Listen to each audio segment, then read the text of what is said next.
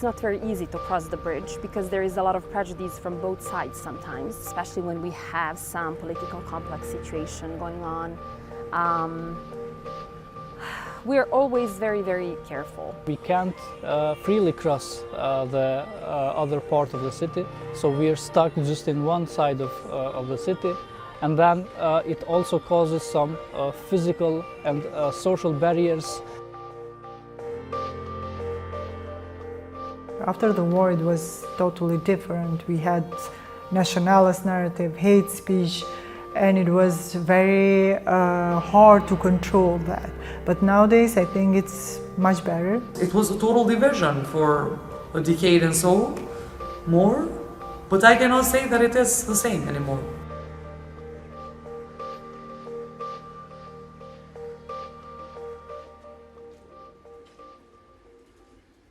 Mitrovica was usually known as a city that had rich underground with minerals. This is how the story of the city was made, because of that richness. So we had lots of occupiers, lots of wars, and lots of different communities coming to live together because of it. In Yugoslavian times, this became like a national industry, and it brought a lot of employment to the region. This brought diversity again, like in Mitrovica in 19th century, 20th century, had Albanian, Serbian, Bosnians, Turkish, Roma community, Jewish community, and also communities from Yugoslavian region.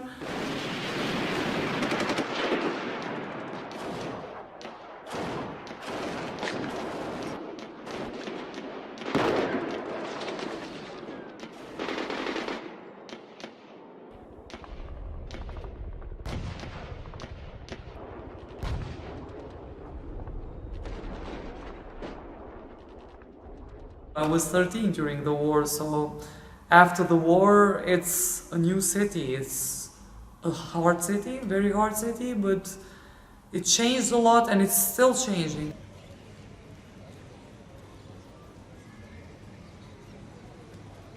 I'm from Albanian part, which is from the south part of Mitrovica. We can still overcome and do many things together.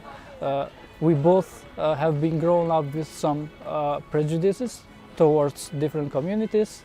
Usually it's common that people who had person in relative which was killed during the war have more hard to accept this kind of future peace than the others. If we have those possibilities just to talk and to speak, I think that's for sure that we're gonna have better cooperation and will overcome this situation.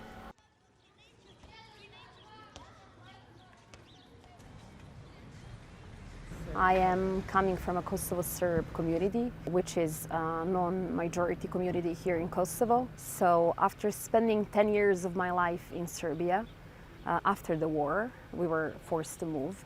So after spending 10 years in Serbia, I decided to come back to Mitrovica, where I was born, and I wanted to start my life all over.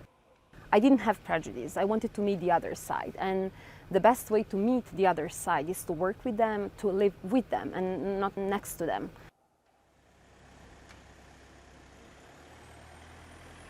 Community Building Mitrovica is established in 2001 with the aim to bring people together again, because after the war people were divided from the bridge and we didn't had any contacts. Most of the time we open calls, but sometimes we identify people that, for example, they didn't have chance to meet, if it's Serbian, to meet Albanian people, or Albanians that couldn't have the chance to meet Serbian people from the north.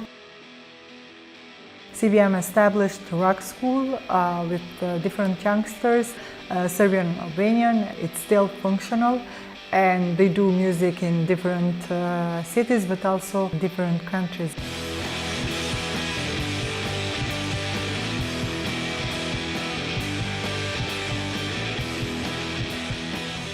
Also, we established this network, women network, Serbian women and Albanian women, that they work together in different issues that the woman has. Also, CBM established this degree in University of Pristina about transitional justice. We have to work together, and we have to put things together and do things together like we did before the war.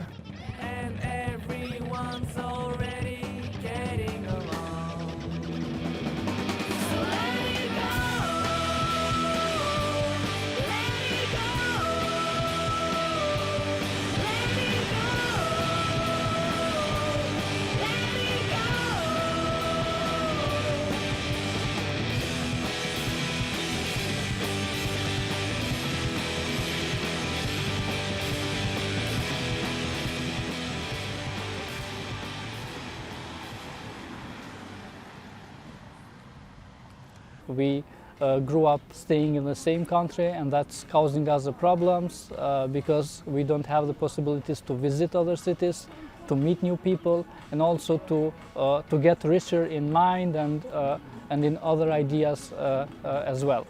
If I want to travel outside the country, it's a very big bureaucracy which I need to fulfill a visa request. I have to have a guarantee from other countries, and lots of other documents. Just some people who are really willing to go somewhere or trying to fulfill those documents. I know many people that are facing huge problems with getting documents. I have a lot of friends that have husbands or wives coming from, as I said, different parts of Serbia or Montenegro. They have an ID card that Kosovo doesn't recognize. They cannot get a Kosovo ID. They face a lot of obstacles. This is a very sensitive issue, and I honestly don't know how are we going to resolve it, because I think that politicians think about very basic things. They don't think about destinies of ordinary people. What we have here is a political problem. It's not community problem, I think, and this is something we cannot fix. It can be fixed only politically, unfortunately. And what I can say and reflect as a citizen of the city, as an activist of the city, is that you can try to build and build and build a lot of stories, and then one political movement can send you back like 2 or 3 years before.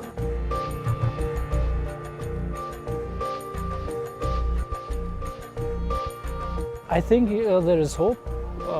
There should be always hope, and there should be always having some door for opportunities that the situation in general will be better, will be improved in many ways, including visa liberalization, including moving freely in our country, and including let's say, removing those prejudices and barriers which we have towards different ethnics and communities.